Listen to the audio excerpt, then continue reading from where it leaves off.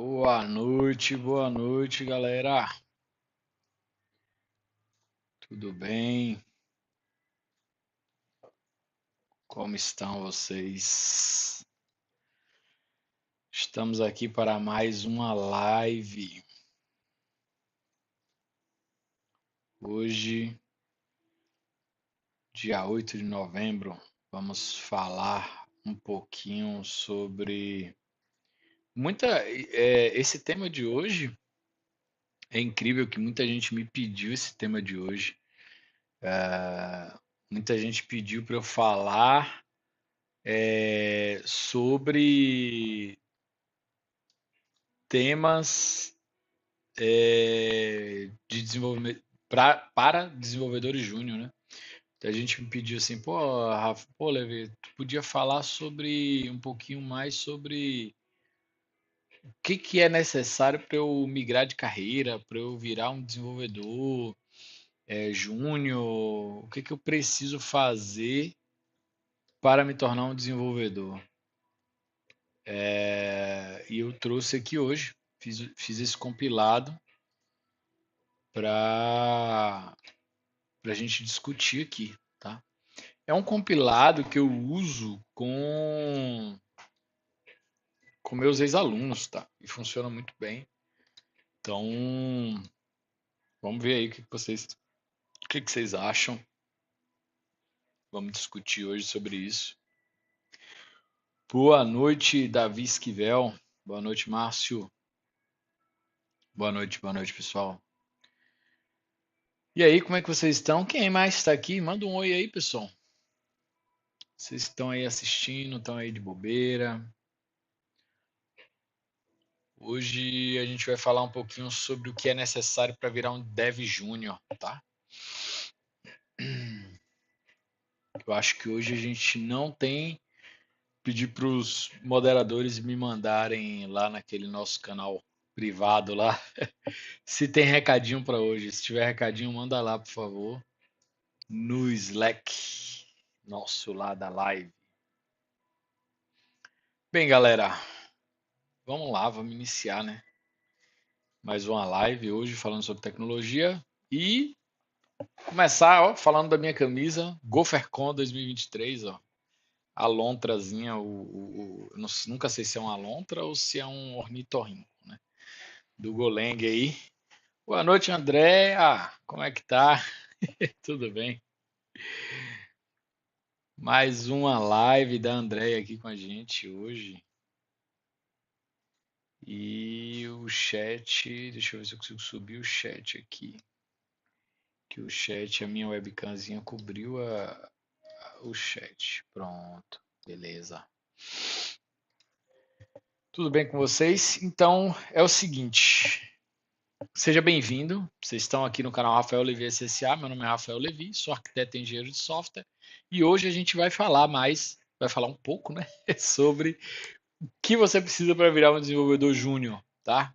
Estamos aí, já tem uns 10 anos, 11, nem sei mais quanto tempo tem que eu estudo desenvolvimento de software e que eu trabalho com desenvolvimento de software. E hoje eu vou trazer algumas dicas. Para quem não sabe, eu já fui professor durante alguns anos. Acho que 5, 6 anos, durante acho que entre 2012 a 2017, 5 aninhos aí. Eu fui professor de desenvolvimento de software, professor da Universidade Federal e professor do curso técnico de desenvolvimento de software e infraestrutura do Senai. Então, ao longo desses anos, eu consegui contato com o mercado de trabalho suficiente para poder trazer uma lista de tarefas, que é uma lista de compilados, que eu acredito serem, pela minha experiência, são fortes candidatos a você utilizar essa lista como roadmap para começar a trabalhar como desenvolvedor, tá? Júnior. Então, eu trouxe esse roadmap para a gente brincar aqui hoje, conversar sobre isso. Tudo tranquilo, André. Maravilha. Vamos lá então. Vamos alternar aqui nosso cenário. Vamos vir para cá. Ó, estava assistindo a live do Pokémon agora há pouco. Vamos lá. Esse é nosso mapa mental de hoje. Então, antes de começar, Se você está assistindo no YouTube, curte, comenta aqui no vídeo, compartilha com a galera e segue aí nosso canal, tá? Lembrando que a gravação dessas lives ficam lá no YouTube, no nosso canal Rafael Levi SSA. E me segue nas redes sociais aí, todas as redes sociais é Rafael Levi SSA. Me segue para mais detalhes aí, se quiser saber mais coisas, se quiser saber os eventos onde eu tô, Rafael Levi SSA lá no Instagram, Twitter, LinkedIn, enfim, tudo. Vamos começar. Sem mais delongas, Dev Júnior. O que o Dev Júnior precisa para começar a ser Dev Júnior? Eu dividi os requisitos que eu considero, pela minha experiência, para ser Dev Júnior em conceitos que você precisa saber, tecnologias e ferramentas que você precisa aprender. Lembrando que quando a gente fala de tecnologia e ferramenta, nunca é uma regra geral, tá? Nunca é uma regra geral. Então, quando eu falo de ferramentas e tecnologias, da minha experiência, o que eu acho que é importante de ferramenta e tecnologia para o Dev Júnior saber. Porque o que eu hoje, com a minha trajetória, acho que é básico eu saber, né? Como Dev, mais como desenvolvedor, mais um pouco mais sênior. Então, é isso que eu trago aqui, tá? Das minhas experiências, eu trago as principais tecnologias e ferramentas que eu considero importantes um Dev saber para começar a trabalhar como desenvolvedor. Tá? É óbvio que a depender da empresa que o dev vá, essas tecnologias ou ferramentas elas podem mudar, tá? Mas aí, enfim, eu trago a que eu considero como majoritária no mercado, tá? E até também por questão de afinidade também, às vezes, né? Dependendo da minha trajetória, eu tenho afinidade mais com determinadas tecnologias do que com outras, então eu acabo trazendo essas ao qual eu tenho mais afinidade. Mas eu vou trazer também, tentar trazer ao máximo comparativos, né? Então, tipo, quando eu falar aqui de tecnologia, a gente vai falar sobre o Gira, por exemplo, que a gente já falou em outras lives. Nem vai falar sobre Gira, vai falar sobre a AWS, GitHub. Mas a empresa que eu trabalho é GitLab. Não, não tem problema. A base do Git é a mesma, a engine do Git é a mesma. Se você sabe GitHub, para você migrar para o GitLab é mais fácil. Então eu trouxe aqui GitHub, mas pode ser que na empresa que você trabalhe com GitLab. Então eu vou tentar trazer sempre essas outras alternativas para que vocês fiquem atentos aí para o que pode ser de variação em cada tecnologia, tá? Mas vamos lá. E no final tem esse roadmapzinho com as tarefas, né, do que eu considero ser importante para um Dev Júnior saber. Eu vou começar pelos conceitos, que é a parte teórica, tá? À medida que vocês forem tendo dúvidas, tem uma galera que já tinha dúvidas antes, já tinha mandado algumas dúvidas, podem mandar no chat aqui que eu leio à medida que vocês mandarem, beleza? O Márcio, eu acho que já mandou um aqui, ó. Quais são as habilidades técnicas essenciais que todo desenvolvedor júnior deve ter antes de procurar o primeiro emprego na área? Relacionado a habilidades técnicas essenciais, eu acho que muito mais aqui você saber usar. Pô, é obrigatório você saber Linux? Não. Mas eu acho que aumenta muito suas chances de conseguir um emprego como Dev Júnior se você souber Linux. Até porque normalmente as pessoas já sabem o Windows, pelo menos assim, o básico do Windows. A não ser que você seja muito novo e não use computador, só celular, que acontece muito hoje em dia. Mas o Linux é um sistema operacional que eu recomendo fortemente para quem é desenvolvedor. Conheço poucos desenvolvedores excepcionais que não usam Linux de forma alguma. Poucos, mas tem, tá? Tem alguns, inclusive, que eu admiro assim fortemente, que só usam Windows e são excepcionais, feras.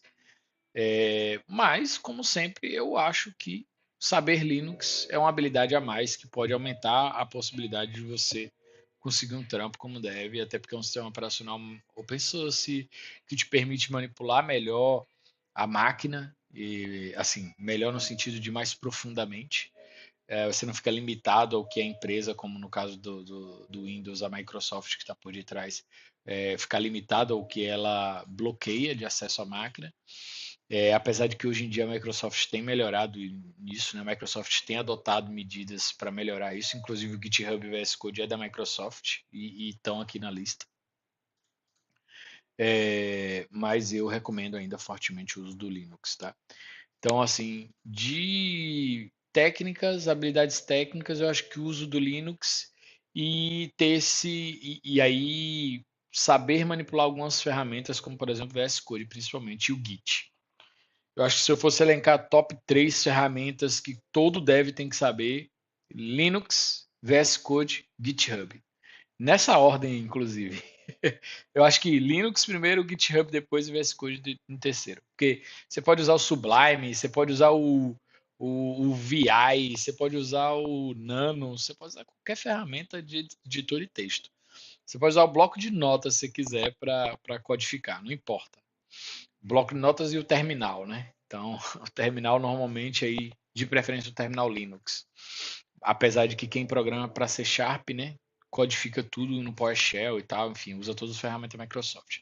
Então, enfim, depende muito para que caminho você quer seguir a sua carreira, mas a minha carreira foi seguindo através do Linux. Então, eu elencaria, para mim, analisando a minha trajetória, as ferramentas mais essenciais para mim, para eu chegar onde eu cheguei, foram Linux, Git e, aqui no caso, VS Code hoje para os devs que eu comecei no Sublime, inclusive, já usei o Sublime, já usei Sublime, Eclipse, já usei Eclipse e já usei, tinha outro editor de texto para Java que eu usei na faculdade, eu não lembro mais o nome, mas eu vou lembrar. Enfim, existem outras opções, tá, de editor de texto. Tem uma galera, inclusive, muito hardcore que prefere usar o VI no terminal e tal. Pô, é um negócio sinistro. Tem uma galera muito louca aí que usa umas ferramentas mesmo de edição de texto para código que são, assim, completamente diferentes. O GitHub tem outras opções também, né? O GitLab, o Bitbucket. Que mais? E essas são, acho que, as principais. A Microsoft também no Azure tem lá a ferramenta deles. NetBeans, obrigado, me lembraram aqui. NetBeans. Então existe um editor de texto chamado NetBeans também, que eu já usei muito com Java. Mas beleza. Já me disseram aqui que é 100 recados hoje também. Maravilha. A AWS, no meu caso, como eu vim da área de infra, tá? A AWS é muito forte no meu currículo porque eu vim da área de infra. Então, inclusive, eu vim da área de infra antes de ser cloud. Antes de existir cloud, eu já trabalhava com equipamentos Cisco, servidores Linux, físico, roteadores, access point, enfim. Nossa, trabalhava com equipamentos físicos. E depois que a AWS surgiu e começou a oferecer serviços on cloud, bem no início eu consegui acompanhar o início da AWS, nos primeiros anos ali, e aí de lá para cá, enfim, virou minha paixãozinha a AWS. Trabalho também com Google Cloud Platform, que é muito bom também. Mas enfim, a AWS acabou durante a minha trajetória sendo a minha cloud preferencial, a que fez mais diferença na minha vida. Já trabalhei também com a Azure, que é outra opção da Microsoft, mas é como eu disse, para mim, durante a minha trajetória, a AWS foi essencial assim, para minha vida. E de pipeline, eu inclusive não prefiro o GitHub, prefiro o GitLab, mas eu reconheço que para os devs que estão iniciando, eu acho que iniciar com o GitHub talvez seja melhor, tá? Para quem está iniciando. Mas eu continuo preferindo o GitLab. E o GitHub tem o GitHub Actions para pipelines, tá? Que é outra ferramentazinha dentro do GitHub que eu recomendo vocês aprenderem. Para documentação de API tem o Postman, tem o Swagger também, tem outras ferramentas, tem o Insomnia, mas aqui eu trouxe o Postman como principal. E para manipulação de front-end, para quem vai pegar o design pronto e vai transformar em código front, Figma, mas tem também o Adobe XD, tem outras ferramentas de design, mas essas são as principais. Bem, eu ia começar pelos conceitos, acabei indo para as ferramentas, porque a pergunta foi sobre habilidades técnicas, então acabei indo para lá. Vamos voltar aqui para os conceitos, então. Bem, Conceito fundamental aqui. Eu listei só alguns, tá? Eu acabei, inclusive, tentando mesclar aqui alguns subconceitos aqui. Eu vou explicar isso aqui nesse mapa mental. Sobre conceitos teóricos e a parte teórica, assim, não tem para onde fugir, tá? Você precisa saber. Ah, sou Dev Júnior, preciso saber orientação a objetos para desenvolver? Não necessariamente, mas para mim, na minha trajetória, foi extremamente essencial, extremamente. Eu listaria aqui orientação a objetos como um dos aqui top 5 de conceitos fortes para conseguir um trampo como Dev Júnior. Orientação a objetos para mim foi muito forte, com os conceitos de interface, métodos, classes, atributos e classes dentro de orientação a objetos, ele mescla com a API quando você começa a usar o ORM, que faz a interface entre classes que são os objetos e as entidades do banco de dados. Então, tipo, perceba como os conceitos eles se misturam um pouco. Então, as classes na orientação a objetos se misturam um pouco nos conceitos de entidades no banco de dados, que também é um conceito que eu acho que é extremamente importante para quem está começando a programar. Mesmo para quem vai ser front-end, eu recomendaria fortemente aprender os conceitos teóricos de orientação a objetos, de banco de dados, de API.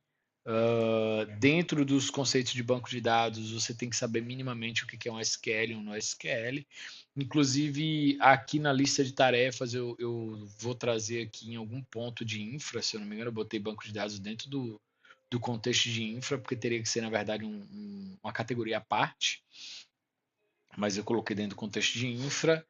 Poderia estar também dentro do contexto de API, mas banco de dados está aqui, tem algumas tarefinhas que eu vou trazer no final, um roadmapzinho com as tarefas do que eu acho que você tem que fazer. Cumprindo essa lista de tarefas, eu acho que você está pronto para começar como Dev Júnior, tá? Lembrando que também estudar esses conceitos aqui. Então, sobre conceitos de API, saber o que é um controller, uma model, um service, saber o que é uma rota de uma API, usar os verbos HTTP, get, push, put, delete, e saber como as rotas usam o protocolo HTTP para receber e enviar dados para a API, né, via API, mas não necessariamente precisa ser HTTP, né? Você pode ter APIs com protocolo de comunicação gRPC entre eles, normalmente em arquitetura de microserviços isso acontece. Você não necessariamente precisa seguir a arquitetura também, model, controller, service. Você pode construir uma camada com Domain Drive Design, construir uma camada e aí o nome das pastas vão ser nomes que remetem à camada de domínio, enfim, existem diversas arquiteturas, diversos modos de se construir uma API, por exemplo, mas aqui eu trouxe os mais tradicionais. Dentro da model, você fazer um mapeamento usando o ORM lá de sua preferência para mapear quais models vão virar tabelas, quais atributos, aí usando a orientação a objetos para modelar a model, você construir lá cada entidade é uma classe dentro da model e aí normalmente cada classe vai virar uma tabela ou não, né, no banco de dados. E aí na classe você tem os atributos que vão ser mapeados para dentro dos atributos da tabela, né, do banco de dados usando o ORM. E assim você consegue depois descrever os métodos, o método construtor, enfim. Então, perceba que quando você constrói uma API, que é uma interface de aplicação de back-end, usando conceitos de orientação a objetos e banco de dados, e usando as ferramentas de ORM, por exemplo, com a arquitetura de Model Controller Service, por exemplo, aqui nesse caso, nesse exemplo que eu estou trazendo, você começa a linkar as coisas, né, os conceitos. Então, a ideia aqui é essa. Vocês estudarem esses conceitos aqui, à parte, para que vocês entendam como funciona, nesse caso aqui, um back-end bem feito. conceitos de Scrum, por quê? Porque é a metodologia ao qual você, Dev Júnior, vai ter que usar todos os dias no dia a dia de trabalho. Então, tipo, você tem que saber o que é Scrum, saber o que é um Sprint, Scrum Points, Planning, Retro, Review. A gente tem uma live, uma gravação de live aqui no nosso canal do YouTube, só sobre Scrum. Então, se vocês pegarem aqui e olharem, depois vocês vão ver aqui, ó, o que o Dev precisa saber sobre Scrum. Depois dê uma conferida lá, tá? Dê uma conferida para vocês verem um pouco mais sobre Scrum, tá? Então percebam que os conceitos que eu estou trazendo aqui, eles estão linkados com outras lives nossas, tá? Márcio, acho que mandou, Andréa mandou uma pergunta. Além das habilidades técnicas, quais soft skills são mais valorizadas em um Dev Júnior? Ó, o Dev Júnior que não foca só na parte técnica, ele é muito bem valorizado, principalmente quando ele só o fato dele saber os conceitos de Scrum já trazem para ele uma valorização da preocupação com a metodologia também de gestão. Então, isso é muito bacana. Um Dev Júnior que consegue equilibrar bem conceitos e tecnologias e ferramentas, entender que ferramenta é só um meio para se obter um resultado, mas que o conceito é que te dá a base. Então, o Dev Júnior que entende conceitualmente como funciona a diferença entre processos, conceitos, ferramentas e tecnologias, ele é mais valorizado, tá? Sabe mais ou menos mensurar uma tarefa ali, mais ou menos, porque o Dev Júnior é muito mais difícil ele mensurar uma tarefa, né? Dizer quantos Scrum Points vai gastar em cada task.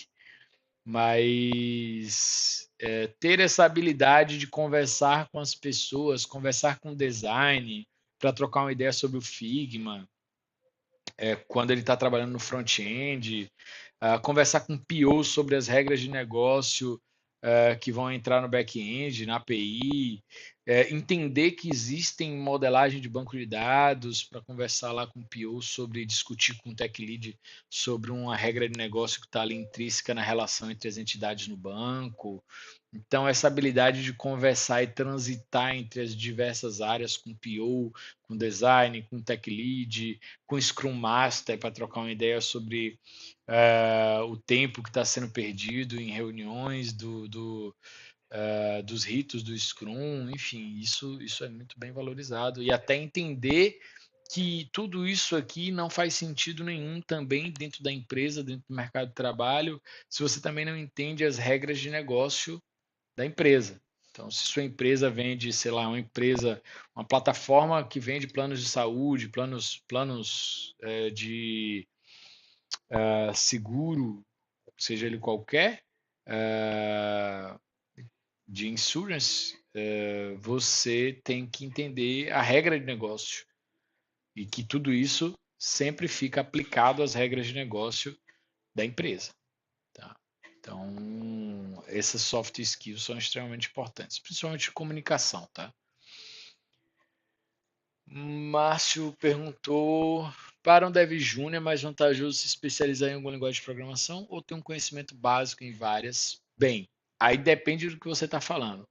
Quando a gente fala de conceitos, o ideal é que você inicie diversificando e depois vá se aprofundando em alguma, tá? Então, aqui, conceitos, infelizmente, o ideal é que com o tempo você saiba mais, cada vez mais, e de forma profunda no conhecimento científico, né, no conhecimento teórico que eu estou trazendo aqui. Mas de tecnologia, depende de qual linha de carreira você quer seguir. Tá? Eu, por exemplo, tenho uma carreira como. Eu me considero um desenvolvedor sênior generalista. Então, eu já trouxe aqui nas lives código de Python, de Node.js, de Golang. Não, Golang eu nunca trouxe, mas eu estou devendo uma live para vocês de Golang, eu acho. Então, eu já trabalhei com muitas tecnologias diferentes. Já trabalhei com projeto de mobile, na última live eu mostrei isso. Já trabalhei com projeto de back-end, onde eu me sinto mais confortável e mais sênior e mais à vontade. com cloud, principalmente AWS, e no back-end. Então é onde eu me sinto mais confortável, tá? Principalmente na parte de engenharia e arquitetura de software, do back-end. Então é onde eu fico mais à vontade. Então você precisa, no meu caso, foi bom ser generalista, ou seja, saber várias linguagens de programação. Porque no meu caso, a linguagem de programação é só uma ferramenta, uma tecnologia, é um meio para você alcançar algo. E eu acho bacana, por exemplo, quando um dev, por mais profundo que você seja em uma linguagem específica, por exemplo, vamos supor que o dev escolheu o JavaScript para se aprofundar. Então, estude JavaScript mesmo, antes de estudar o framework. Eu falei isso na última live, se eu não me engano. Eu quero aprender Python. Então, aprenda Python mesmo, Python puro, só Python, para depois aprender um framework como Flask, por exemplo, ou Django. A mesma coisa para, por exemplo, o desenvolvedor mobile que quer aprender Flutter. Antes de aprender Flutter, vá aprender Dart. Tá? Não precisa gastar anos aprendendo Dart. Porra, mas gasta uns 3 meses só aprendendo Dart para depois ir para o Flutter. Então, você precisa ter uma base sólida, tá? E se você quiser ter um perfil mais generalista e ir para uma área mais de arquitetura e engenharia de software, como eu recomendaria você inicialmente escolher uma linguagem, como eu escolhi, Python. Python é a minha linguagem, eu acho que, para mim, é a minha linguagem de coração, é a que eu mais gosto de trabalhar. Mas eu consigo transitar entre outras linguagens. Eu vou no Node.js, eu vou no Golang, então eu consigo transitar entre as linguagens de programação de uma forma muito tranquila. Mas não num perfil sênior em todas, porque aí existe o sênior especialista. Existe o cara que ele tem senioridade em uma tecnologia específica. Então, se o júnior, esse júnior ao qual você citou, essa pessoa que está júnior, que está querendo entrar no mercado de trabalho e desenvolvimento, ela quer ser um especialista em uma determinada linguagem, uma determinada tecnologia, aí sim ela vai ter que se aprofundar. Mas, mesmo nesse caso, alguém limpou o chat. Mas nesse caso, mesmo você querendo ser especializado em uma linguagem, em uma tecnologia específica, eu recomendaria você de vez em quando migrar para outra linguagem. Por exemplo, com Golang eu aprendi muito mais os conceitos de thread, multithread, que o Golang tem lá os conceitos de channels dele, que as Go routines, que ele pega uma thread, o compilador pega uma thread do computador e ele divide logicamente essa thread em subthreads, e é um negócio muito louco, e só que ao mesmo tempo muito sofisticado tecnicamente. Então, me fez abrir a mente para um modo diferente de pensar na tecnologia, entendeu? Então, é isso. Eu acho que mesmo você querendo se especializar em uma tecnologia, eu acho que vale a pena de vez em quando você alternar de tecnologia até para conhecer coisas novas que só aquela linguagem ou aquela tecnologia vai te proporcionar. Beleza? Bem, voltando aqui para os conceitos, estava falando de Scrum, conceitos de arquitetura também eu acho importante. Conceitos de arquitetura aí tem o livro Clean Code, tem outros livros de design partners que eu recomendo também. Tem o mínimo de arquitetura que você precisa saber é separar um back do front. Né? E aí o back-end ser uma API que fornece dados para o front-end, o front-end consome. E aí tem algumas tecnologias específicas aqui que eu vou trazer nas tarefas que você pode fazer para melhorar a sua habilidade e seus conceitos de arquitetura. Eu coloquei testes automatizados aqui junto de arquitetura também, mas isso é um conceito importante que você também vai precisar saber, ok? Beleza. Processos. O que é isso? Toda empresa de TI tem um departamento de TI que tem processos. Quais são os processos que você precisa saber? Você precisa saber que existe uma ferramenta, normalmente um Gira da vida, para fluxo de tarefas, essas tarefas estão num Kanban, num board separado por colunas. Você vai pegar essas tarefas, se você usar Scrum na sua empresa, você vai ter na Plane uma reunião para discutir sobre a tarefa, fazer refinamento, e aí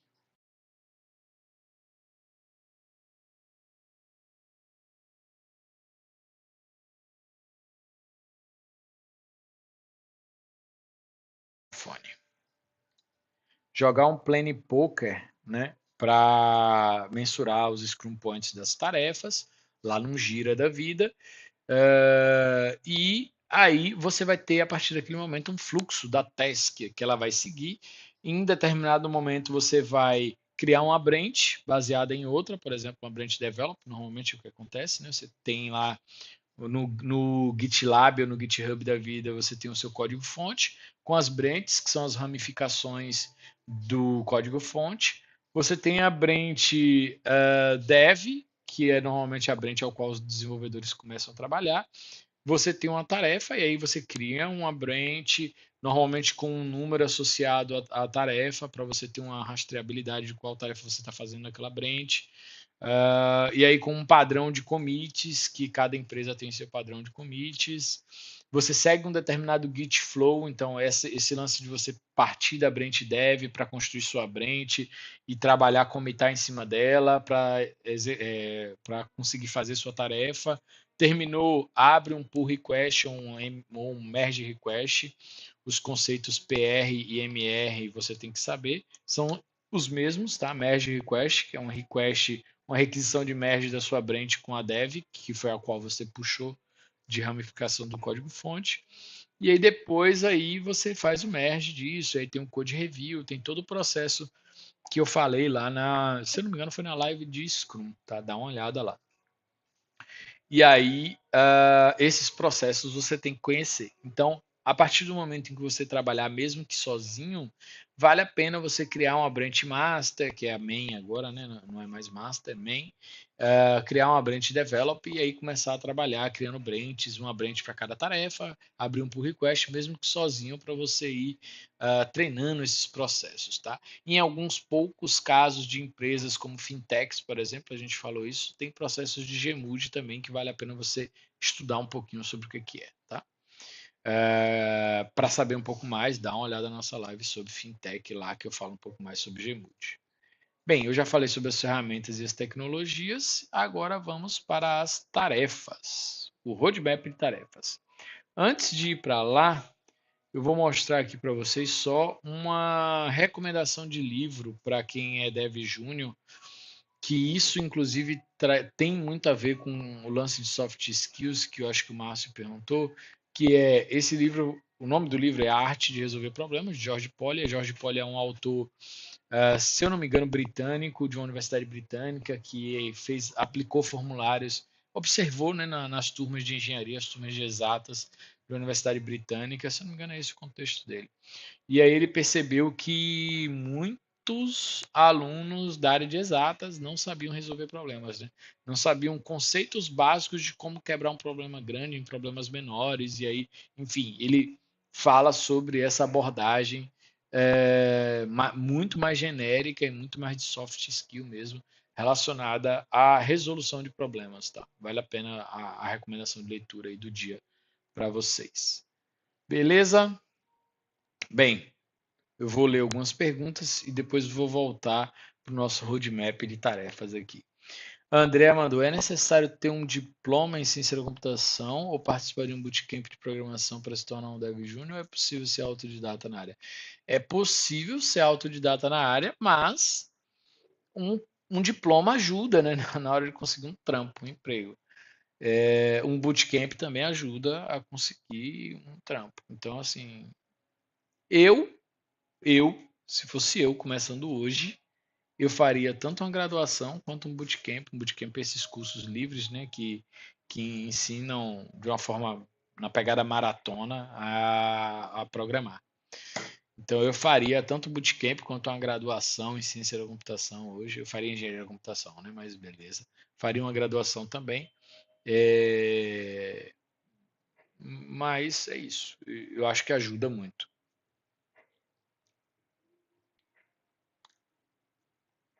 Sabe por quê? Porque a graduação, a faculdade, ela vai te fortalecer aqui, ó, nos conceitos. A faculdade, ela vai te dar uma boa base disso aqui, apesar do sofrimento que é. O bootcamp vai te dar uma boa base disso aqui, só que de tecnologias específicas. E a experiência vai te trazer também experiência em processos e experiência mesmo prática, que é insubstituível. Mas quanto mais você tentar aliar conhecimento teórico com conhecimento tecnológico, com conhecimento de processos, com experiência prática no mercado, melhor. Tá.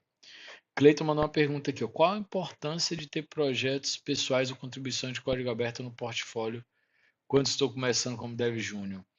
Então, a gente até falou em alguma live aqui sobre o Serenata de Amor, projeto Serenata de Amor. Acho que foi quando a gente falou a live sobre Python, que é uma boa recomendação para quem está querendo trabalhar com Python, contribuir lá com o projeto. Um projeto com Python e Django, se eu não me engano. E vale a pena você procurar projetos open source, tá? Para você começar a trabalhar. Então, enquanto você não consegue um trampo e você tá estudando os conceitos, está estudando ferramentas e tecnologias, está tentando entender um pouco mais dos processos do dia a dia do trabalho de um desenvolvedor, você está também contribuindo com um projeto open source. Isso vai te ajudar em vários aspectos, incluindo processos, porque projetos open source você tem que abrir uma issue, aí da issue você abre que é uma tarefa, né? Da issue você abre uma branch baseada na develop, codifica, resolve aquela issue, abre um PR para outras pessoas revisarem, aí seu PR entra na branch, aí sobe o projeto, isso é muito bacana. Eu acho uma experiência maravilhosa, tá? Trabalhar com projetos open source. Então, enquanto você não consegue um trampo e se você puder, trabalhe com projetos open source. Recomendo fortemente.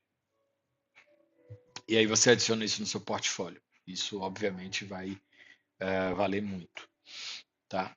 Para quem não sabe, aqui no GitHub, ó, deixa eu até passar aqui por algumas ferramentas que eu falei. Eu falei sobre o Postman, isso aqui é o Postman.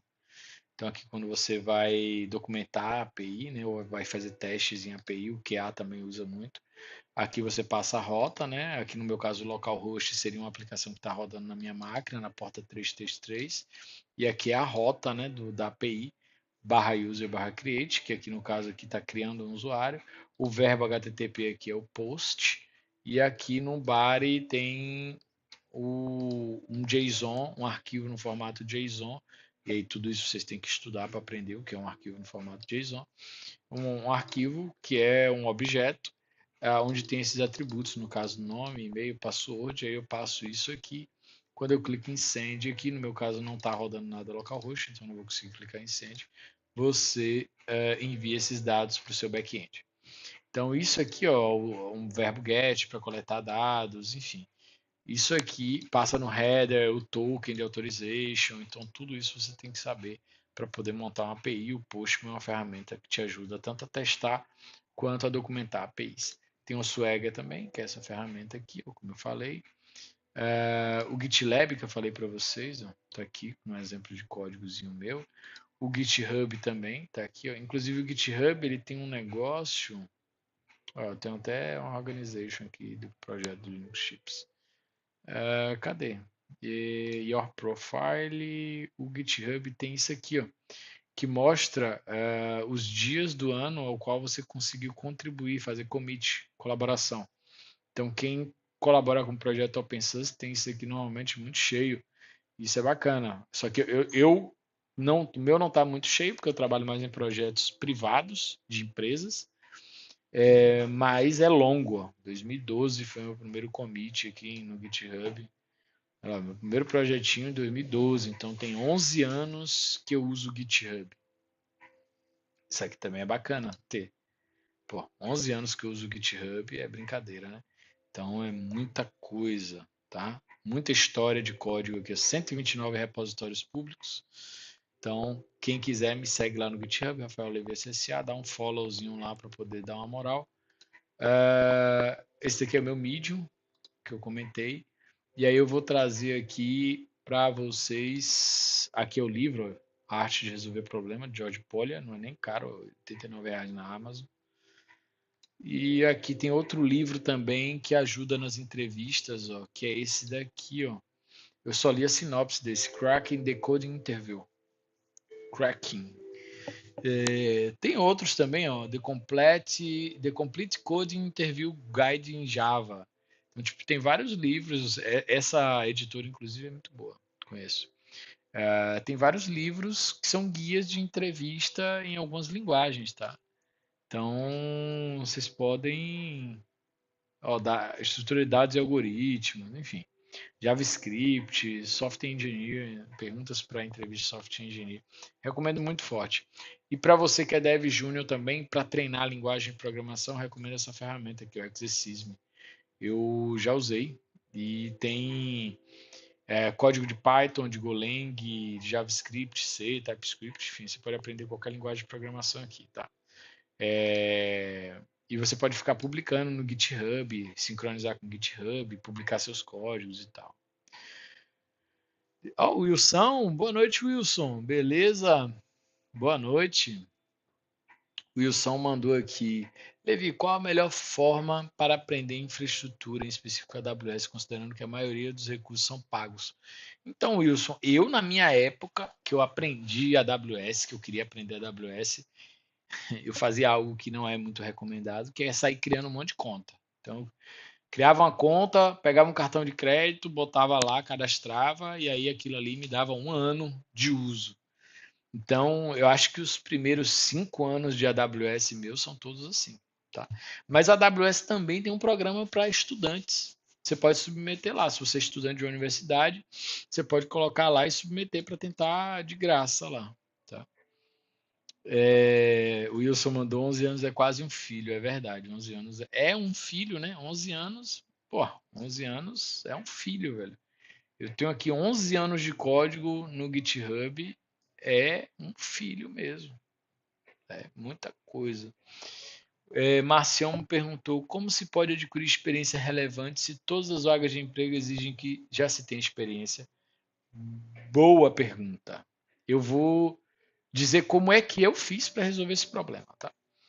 Primeiro, se você tiver a oportunidade de ser jovem aprendiz ou estagiário em algum lugar, seja, abrace essa oportunidade com unhas e dentes e corra atrás de estudar e de se jogar para poder ser útil na empresa ao qual você está sendo jovem aprendiz. Ou na minha época não tinha jovem aprendiz, né? Então, tipo, eu comecei trabalhando na Lan House com 13 anos, mas comecei assim, na loucura mesmo. Na época, no interior, não tinha esse negócio muito. Então, tipo, eu trabalhei mesmo. Então, trabalhei no contraperíodo da escola, só que trabalhava todos os dias, né? Trabalhava de segunda a sexta e o sábado, e às vezes alguns domingos. Trabalhava, tipo, não tinha horário para sair, né? Eu chegava da escola meio-dia, almoçava 1 hora, 1h30 da tarde, eu já estava na Lan House, que era no bairro. E aí começava a consertar os computadores lá, ajudar a instalar jogo e tal, enfim. Aí fiquei nessa daí e não tinha horário para sair. Saía às 6 horas da tarde, 7, 8, 9 horas da noite, o horário que fechava a Lan House. Às vezes tinha corujão, virava a noite, então, tipo, trabalhava. Algumas pessoas não gostam muito desse caminho. Hoje talvez seja até não possa, né? Não pode. Hoje tem toda uma regulamentação para isso. Então, talvez ser jovem aprendiz é um bom caminho. Quanto mais cedo você começar, melhor. Estagiário, quando você estiver na graduação, procure um estágio urgente. A partir do quarto, quinto semestre, se não me engano, você já pode ser estagiário e já procure estágio mesmo. Mas, fora isso, prestar serviço é uma opção também, que eu fiz muito. Desde que eu era guri, né? Eu já sabia consertar computador, então, tipo, todo mundo no bairro me conhecia como um menino que conserta computador e me chamava. Então, isso traz muita experiência também, isso ajuda, tá? Então, prestar serviço é bom. ser jovem aprendiz, ser estagiário, e aí depois, com o tempo, você vai evoluindo na carreira e aí consegue mais experiência. André perguntou aqui, quais estratégias de network são mais eficazes para alguém que está começando na área de desenvolvimento? Então, conheça as empresas, por exemplo. Quero trabalhar na área de tecnologia. Conheça as empresas da sua cidade, as empresas de tecnologia. Pesquisa. Empresa de programação, no meu caso aqui em Salvador. Pesquisa. Aqui tem empresas de programação. Se você já está estudando, manda currículo, se oferece para ser estagiário, para ser menor aprendiz, para acompanhar o trabalho. Vai lá, visita a empresa, pede para conhecer o gestor de tecnologia, conversa com o cara, vai na cara dura mesmo. Eu recomendaria isso. Participar de eventos é extremamente importante.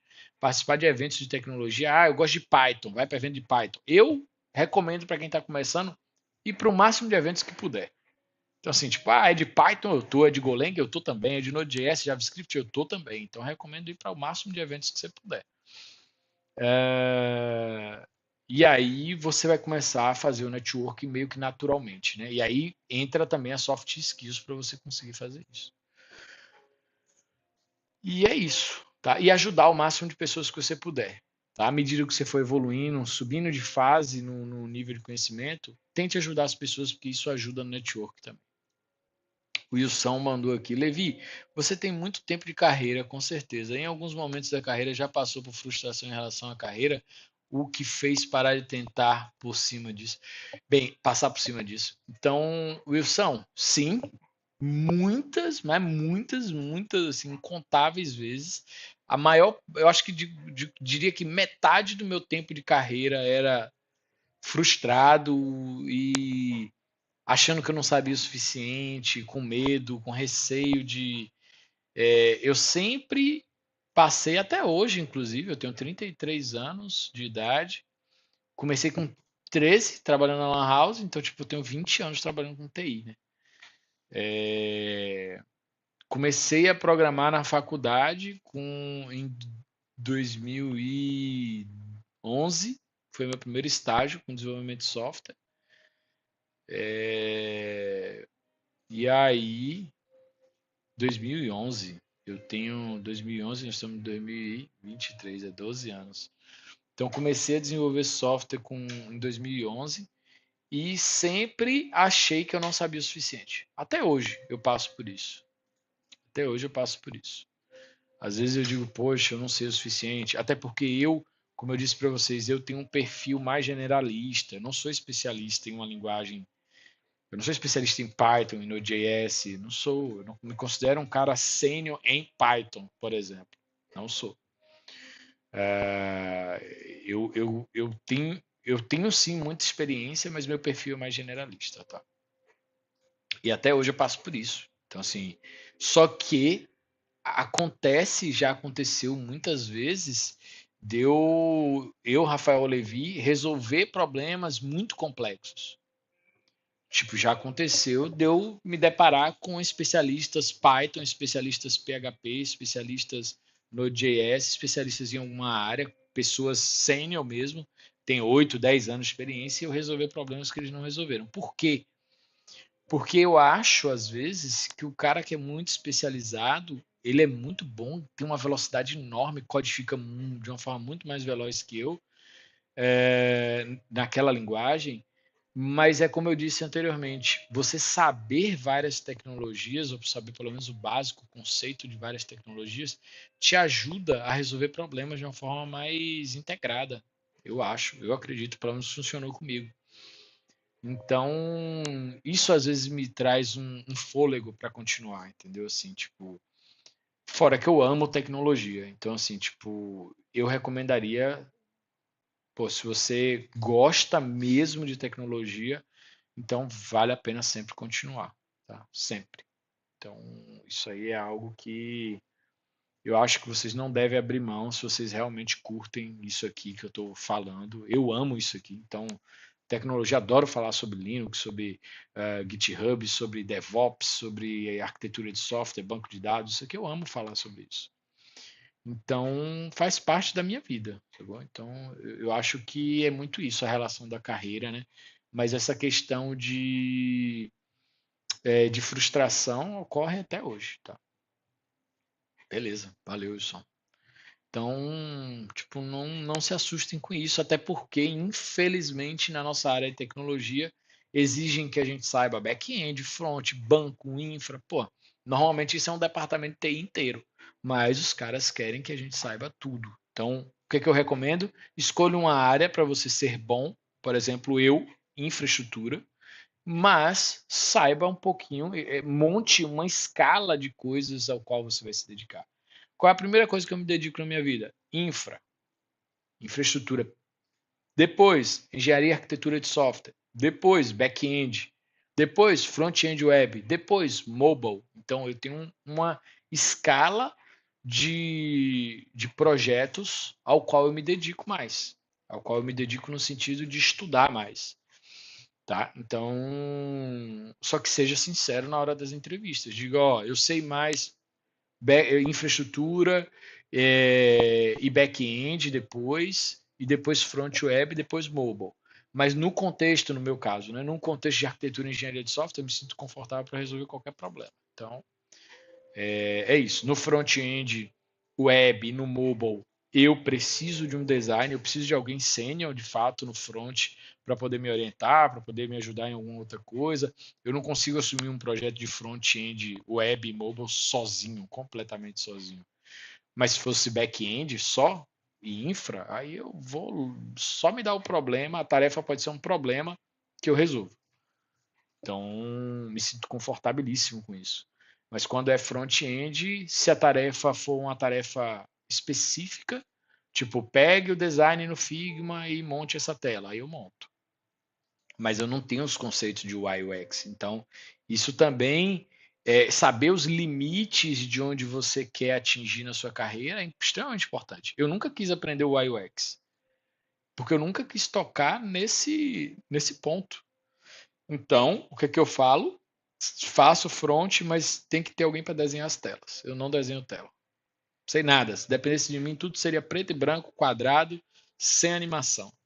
Mas se tiver o design disser como tem que ser, a usabilidade das telas, eu sei codificar tranquilamente. Bem, vamos lá para as tarefas e experiência com tarefas. O Wilson disse que é assim também. Eu trouxe aqui ó, uma lista de tarefas que está no roadmap aqui, ó, no mapa mental, só que eu trouxe ele em formato do Gira aqui. Ó. Isso aqui são tarefinhas que eu passo para os alunos meus, para eles poderem aprender aqui a serem full stacks.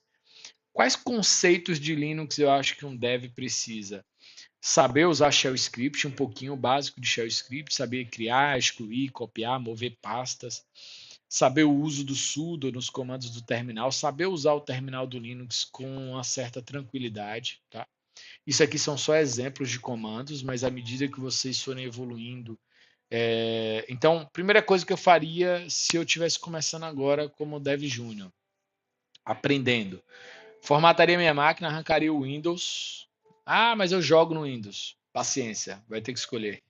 Ou jogo, ou estudo. Você pode jogar só um pedacinho do tempo, né? E estudar o restante. Então, ou bota o dual boot. Isso, dual boot nele, é uma opção.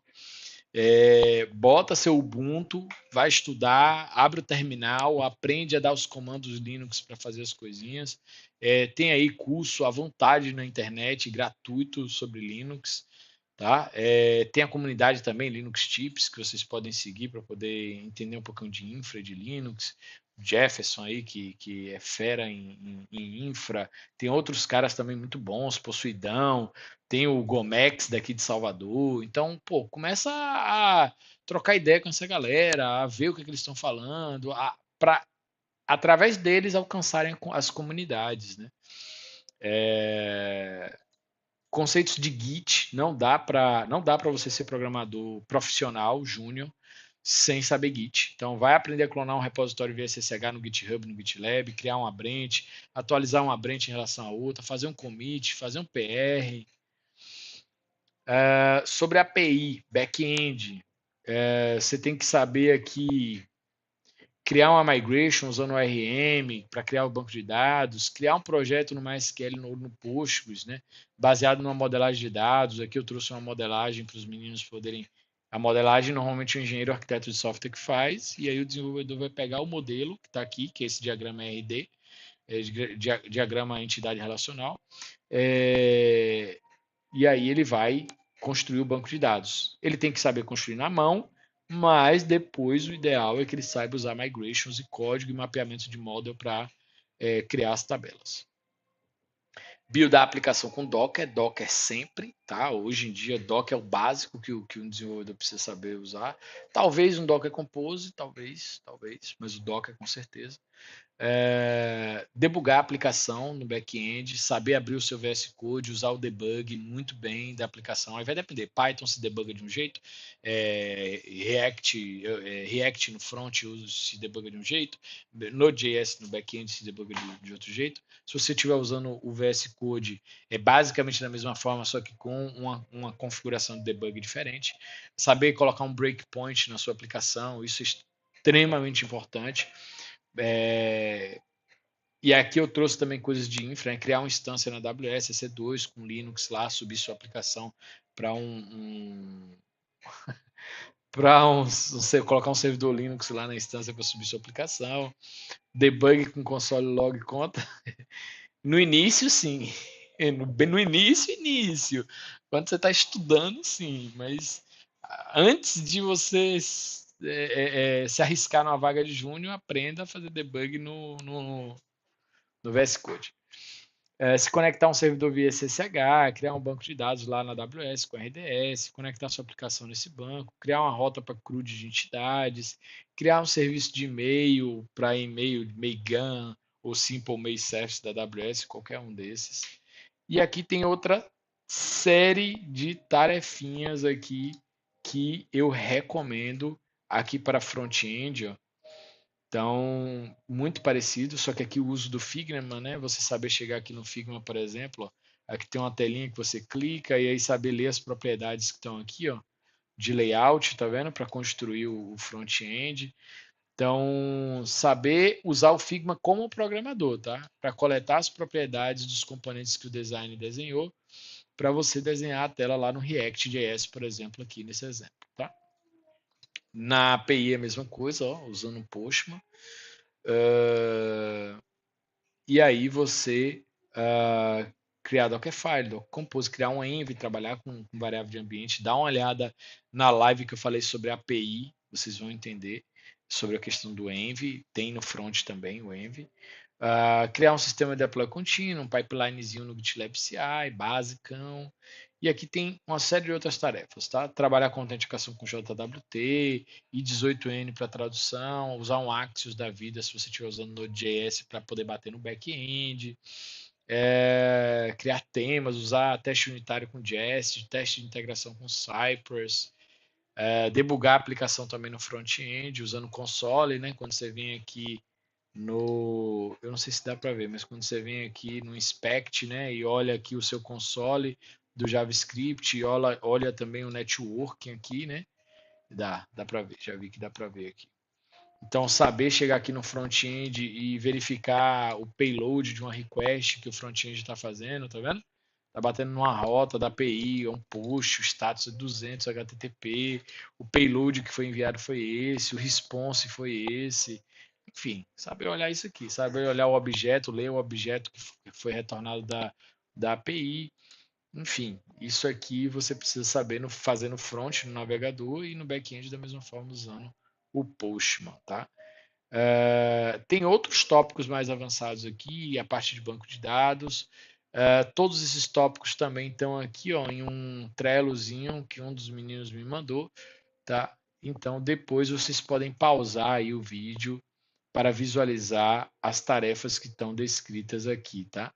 E aí vocês dão um pause no vídeo, na gravação que vai para o YouTube, dão uma lida aqui nos tópicos que estão aqui, e aí vocês vão fazer essas tarefinhas que estão descritas aqui para aprender a publicar um app, se você for trabalhar com mobile, publicar um app na Google Store, na Apple Store. A gente falou sobre mobile ontem, Então, dá uma olhada na gravação, se você curte.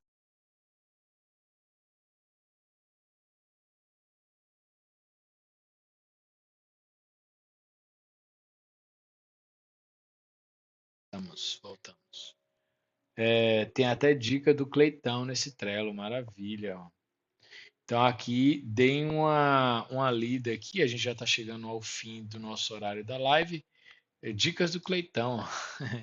Dicas do Cleitão, muito massa, tá? Maravilha, maravilha. Depois deem pause na gravação desse vídeo, tá? Dessa live. E vejam com calma o que está aqui, tá? O mapa mental também, ó, com todos os tópicos, estará disponível lá no nosso Discord. Então, se vocês querem tirar dúvidas, também se vocês quiserem tirar dúvidas sobre as tarefas que estão descritas aqui, entrem lá no nosso Discord, tá? Entrem nas redes sociais, me sigam lá nas redes sociais para tirar dúvidas também. O link da nossa comunidade do Discord está aqui no chat, os nossos moderadores mandaram. E é isso, a gente vai chegando ao fim da nossa live. Me desculpem a correria e ter que cortar um pouco agora no final, porque a gente realmente já está chegando no final da nossa live, tá, pessoal? Mas é basicamente isso que eu queria falar com vocês, tá? Queria que vocês entendessem aí o contexto de como virar um Dev Júnior. Tem uma lista de tarefas que eu montei especialmente para vocês que estão começando. Se vocês executarem todas essas tarefas, eu acredito fortemente que vocês estão aptos a começar como Dev Júnior, tá? Entra lá no nosso Discord, na nossa comunidade, o mapa mental vai estar lá. A gravação dessa live vai estar no YouTube, canal Rafael Levi SSA. Dá uma moral para a gente, né? Dá um trabalho muito grande montar essas lives aqui, com bastante conteúdo, tanto que acaba não dando, infelizmente, para a gente abordar de uma forma mais profunda absolutamente tudo, porque eu tenho 1 hora de tempo aqui, estou até ultrapassado já no tempo da live. Mas muito obrigado a todos vocês que ficarem até agora, pessoal. Espero que vocês se deem bem na carreira de vocês. Quem quiser virar desenvolvedor aí e quiser entrar em contato comigo, vai lá no Discord, entre em contato comigo nas redes sociais também. Leiam os artigos que eu publiquei, assistam a gravação das lives. Durante as lives eu dou dicas de pessoas que, para mim, representam as tecnologias e as comunidades, e através dessas pessoas vocês conseguem entrar nas comunidades PHP, comunidade Python. Tem pessoas que estão aí disponíveis para ajudar vocês, tá?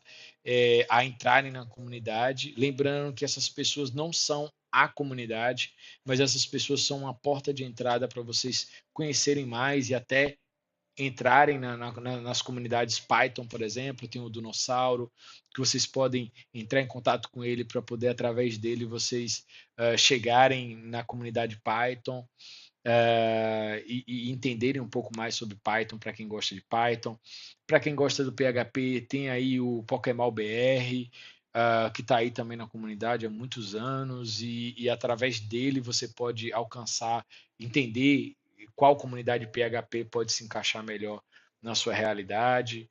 Então, poxa, procurem essas pessoas que estão aí produzindo conteúdo e que estão dispostas a ajudar vocês, tá? O Fábio Akita para o Ruby on Rails, pô, o Flutter tem o Lucas Montano. Então, pô, na comunidade a gente tem uma galera, até o Mano Deivin, doidão lá, ele é do Ruby on Rails também. Então, porra, troca uma ideia com essa galera para, através deles, vocês conseguirem chegar nas comunidades de tecnologia. Participem dos eventos. Teve a Python Brasil agora esse mês. Vai ter em Floripa, em Florianópolis, vai ter o DevOps Day. Eu acho que o Jeff vai estar lá, do Linux Tips. Aqui agora em dezembro